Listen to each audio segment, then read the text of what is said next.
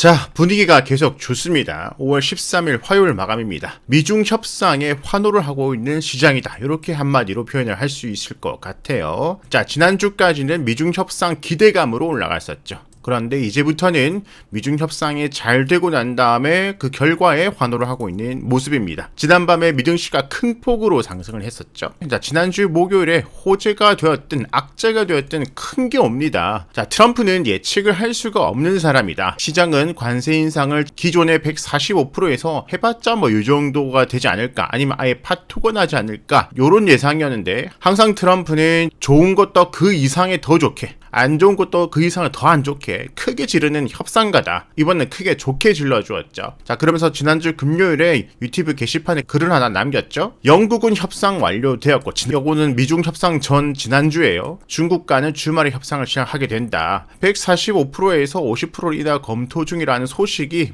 카더라 뉴스가 나오고 있다. 관세 협상 기대감 계속 유지 중입니다. 변수는 딱 두 가지입니다. 그죠? 주말간 협상이 잘 되던지 협상이 잘 안 되던지. 만약에 협상이 잘 안 되면은 주식 비중 100%를 가지고 있으면은 협상이 안 됐을 때 위험한 거고, 그죠? 협상이 잘 되었을 때는 주식 비중을 0%로 가지고 있으면은 그 다음에 주식은 상승하니까 주식을 안 가지고 있는 거 역시 위험한 거죠, 그죠? 그래서 필요한 것이 비중 조절이다. 지금 지나고 나니까 협상이 잘 됐지만 이때는 우리가 잘 될지 안 될지 100% 확신을 할 수가 없잖아요. 확신하면서 매매를 하시면 안 됩니다. 주식은 계속 말하지만 대응이다. 그래서 비중 조절을 하는 거다. 비중을 줄이자고 말씀을 드렸지 비중을 0%로 만들자고 한 적은 없습니다. 그죠? 주식 비중이 100%로 가지고 있는 사람들은 위험할 수 있겠다. 혹시 안 되면은. 그렇기 때문에 주식 비중이 100%나 되는 사람이 있다면은 성향에 따라서 누구는 40%, 누구는 주식 비중 50%, 누구는 주식 비중 60%, 50% 전후로 하면은 잘 됐을 때는 먹을 게 있고 잘 안 됐을 때는 잃을 것도 적어지고, 그죠? 이렇게 50%를 만들고 난 다음에 좋은 게 나오면은 10%, 20% 주식 비중을 더 늘려서 더 챙겨 먹으면 되는 거고, 잘 안 됐을 때는 50%에서 1, 20% 빼서 30%를 만들어서 손실을 더 줄이면 되는 것이고, 그것이 비중 조절이라는 거예요. 아시겠죠? 계속 이것을 이해 못 하시는 분들이 있어요.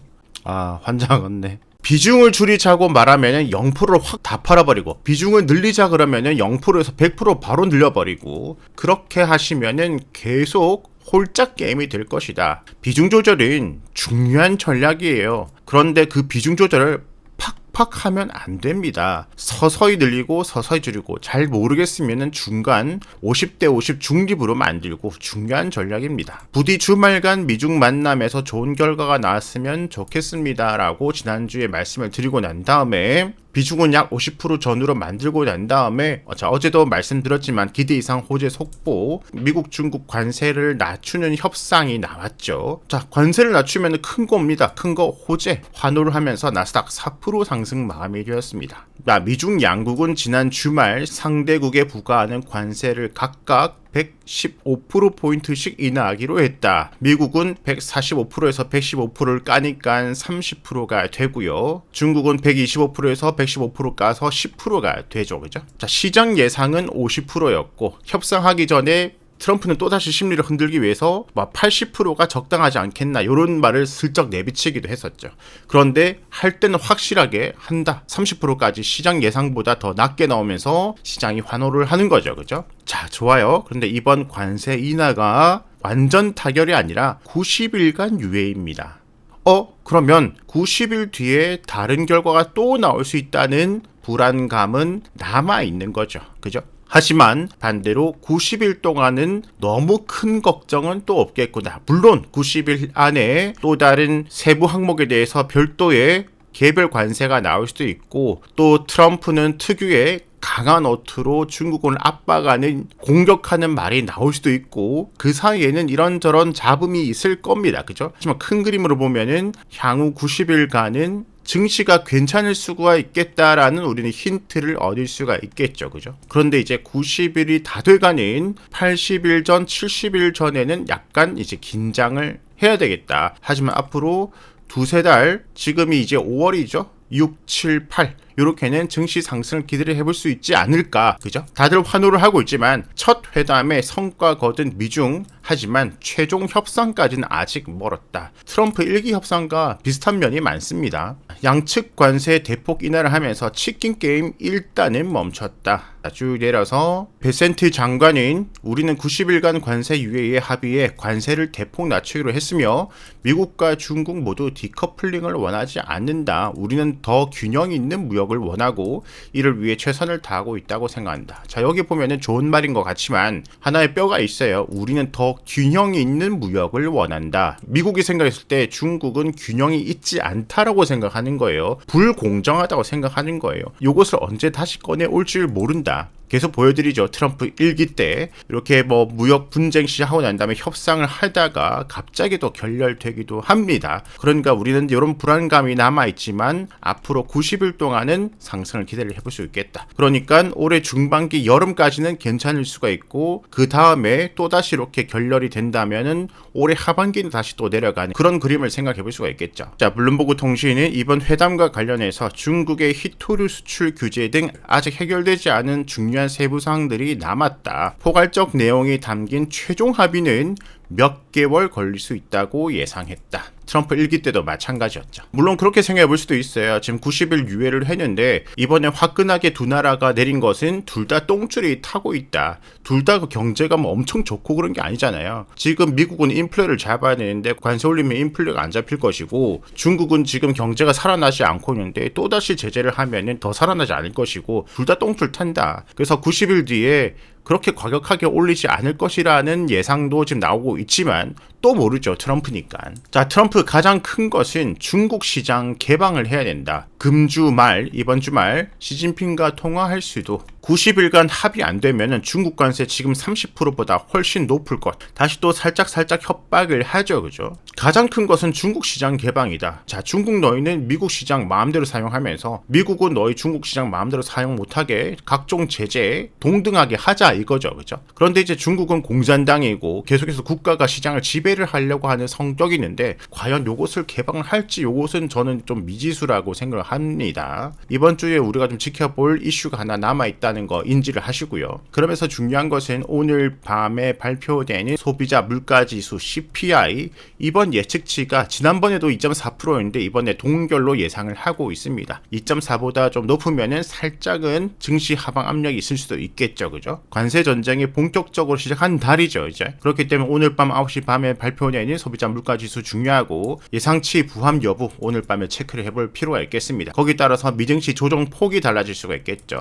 자잘한 것은 우리가 볼 것도 많지만 큰 그림으로 보면은 지금 좋다. 미국 중국 일단 합의되었고 90일 유예가 되었고 이것은 이제 거시적인 것이고 자 차트적으로 봐도 S&P 500 이렇게 쭉 내려오던 중간에 있던 요 산 직전 고점을 돌파를 했습니다. 고점을 돌파를 하는 것은 좋은 거다. 그리고 1년선을 돌파를 해줬어요. 자 상황이 바뀌었어요. 미국과 중국이 협상이 되지 않는다면은 이 1년선 근방에서 또 내려가서 이렇게 지지부진한 박스권으로 몇 달 끌고 가는 것이 예상이었는데 상황이 바뀌었죠. 이번 주말에. 협상이 되었다. 그러면서 전고점 돌파, 1년선은 돌파가 되었다. 상황이 바뀌었죠. 그죠? 그러면 이제 당분간 상승 기조로 방향이 바뀐 거예요. 그러면 기존의 뷰는 요거였는데 박스권이었는데 이제는 상승 조정을 받더라도 당분간 상승 다음에 그 다음 2달, 3달, 4달, 5달 뒤에 협상이 잘 되면은 또 다 계속해서 올라갈 것이고 그때 또 안 되면 다시 한 번 더 급락.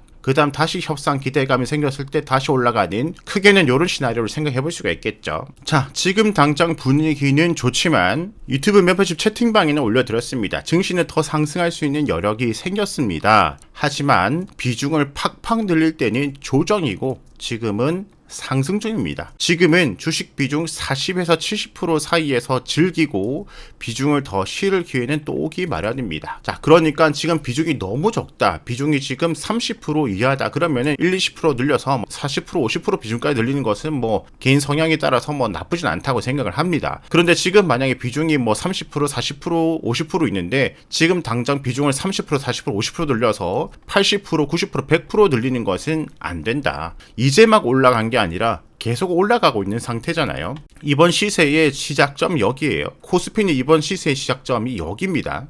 그러니까 지금 50%, 60%, 70%요 정도에서 즐기고 그 다음에 조정이 또 한 번 오겠죠. 그죠? 상승 기조를 보이더라도 일자로 상승하지 않잖아요. 그러니까 제 말은 이렇게 조정 주고 요렇게까지 올라가더라도 이렇게 올라가고 있는 상태에서 과격하게 늘리지 말라는 거죠. 그 다음에 이렇게 조정, 이렇게 조정, 이렇게 올라갈 때도 조정은 오잖아요. 그죠? 그러니까 지금 뭐 40이든 50이든 60이든 70이든 그 비중으로 상승을 즐기고 그 다음에 이 상승을 계속 하다 보면은 상승에 대한 피로감이라는 게 생겨요. 그럴 때 조그마한 악재 뉴스 하나만 있으면, 그러니까 트럼프가 뭐 과격한 말을 한마디 했다, 아니면은 뭐 CPI가 뭐 좋지 않게 나왔다, 아니면 뭐 다음 주에 나오는 실업률이 뭐 좋지 않게 나왔다, 아니면 파월이 무슨 이상한 말을 했다, 이런 조그만 악재에도 많이 상승하다 보면 피로감 때문에 언제든 시세 차익을 얻으려는 세력이 존재를 한다는 거죠. 그럼 그때 내려왔을 때 아직 90일 유예가 끝난 것이 아니기 때문에 그때 다시 비중 지금 40% 50% 하면은 60% 70% 80% 올려서 그 다음에 다시 수익을 내고 70, 60, 50 줄이고 내려갈 때 다시 60, 70, 80 올리고 이런 식으로 하자 이 말이에요. 그죠? 이해를 하셨나요? 이해를 못 하시는 분들이 꼭 있어요. 자, 다시 처음으로 돌아가면은 비중을 줄이자는 것이 100%에서 0으로 줄이자는 게 아니고 비중을 늘리자는 것이 0%에서 100%가 아닌데 계속해서 이해를 못 한다. 팍팍이 아니라 천천히 올리고 천천히 줄이고, 너무 많이 올랐다 뭐 하락할 것 같다 그래도 주식 비중을 0%로 가져가면 안 됩니다. 자, 코스피는 계속해서 올라가면서 직전 고점까지 올라갈 가능성을 만들어주고 있다. 계속 지난주부터 말씀을 드리고 있고, 하지만 지금 점점 피로감은 쌓이고 있겠죠. 그죠? 하지만 그 사이에 조정을 좀 받았던 것이 코스닥이에요. 올라가다가 옆으로 기간 조정을 좀 받았죠. 20선까지 맞아주고, 그래서 계속 순 환매락을 했죠. 그죠? 여기가 오르면 여기가 오르고, 여기가 많이 올랐으면 그 다음에 많이 안 올랐던 얘가 그 다음에 더 많이 오르고, 얘가 그 다음에 적게 오르고, 이런 식으로 될 수가 있다. 그러면은 코스닥으로 보면은 코스닥이 그 다음에 더 상승할 가능성도 있겠다. 이렇게 생각을 해볼 수가 있고, 또 하나 생각해 볼 수 있는 것은 이번에 코스피 국장이 강했잖아요. 벌써 종고점과 가까워지고 있는데 미증시는 그것보다는 이전까지는 약했다. 그런데 이번에 협상으로 위험 자산 선호 심리가 올라가면서 위험 자산 선호의 대표적인 미국 증시로 돈이 들어올 가능성이 커진다. 그러니까 앞으로 2, 3개월 상승장이 온다면은 이전에는 국장이 강했지만 이번에는 미장이 더 올라갈 가능성도 있지 않겠나, 이렇게 생각해 볼 수가 있겠죠. 그죠? 자, 해서 오후 11시, 그러니까 밤에는 미증시, 나스닥 주봉 차트 이런 것들을 보면서 미국 지수 ETF도 함께 멘트를 드리고 있어요. 자, 비트코인은 많이 상승하고 살짝 지금 조정이 오고 있는데 저는 조정을 신경 쓰지 않고 계속해서 그냥 홀딩을 하도록 하겠습니다. 자, 정리를 하면 지금은 미중 협상에 환호를 하고 있고 90일 유예가 되었다. 90일 동안 상승 기조를 기대를 해볼 수가 있겠다. 뭐 무조건 없겠죠. 근데 그 사이에 자잘한 이슈로 내려가는 것은 기회가 될 수가 있겠다. 줍줍의 기회. 그 다음에 오늘 밤 CPI 발표 한번 참고를 해보고, 우리가 가장 깨달아야 될 거, 항상 생각해야 될 거, 비중 조절. 그죠? 이번 단기 상승이 어디까지 올라갈지는 몰라요. 뭐 직전 고점까지 바로 올라갈 수도 있고, 뭐 좀 더 올라가다 여기서 조정 나올 수도 있고, 어떻게 될지 모르겠지만 조정은 기회가 될 수가 있겠다. 간단하게 다른 이슈 좀 보면은 위고비보다 체중 47% 더 빠졌다. 놀라운 비만약. 자, 지난주부터 비만 치료제 관심을 가져야 된다고 말씀을 드렸죠. 오늘 또 상승이 나왔어요. 비만 치료제 관련주 조정이 나올 때 버리지 말고 계속 추적을 해보셔야 될 것 같고, 인도 파키스탄 전쟁이 세계 경제에 크게 영향을 주지는 않겠지만 그래도 일단 휴전이 되었다. 다행이다. 그죠? 그 다음에 좁혀지는 격차. 이재명 49, 김문수 38.2. 물론 이제 조사마다 다르겠지만 꽤 많이 올라왔다. 김문수 정책주도 한번 공부를 해보셔야 되겠다. 그죠? 이재명, 김문수 둘 다 동일한 정책은 당연하게 지금 인공지능 시대니까 AI. 그죠? 그 다음에 또 저출산 당연한 거죠. 그죠? 그 다음 방산, STO, 가상자산, 세종시 이전, 이런 것들이 있으니까 계속해서 공부해 보시면 좋겠습니다. 자, 댓글 항상 감사드리고 다 읽어봅니다. 구독, 좋아요, 알람 설정, 댓글 무료입니다. 감사합니다.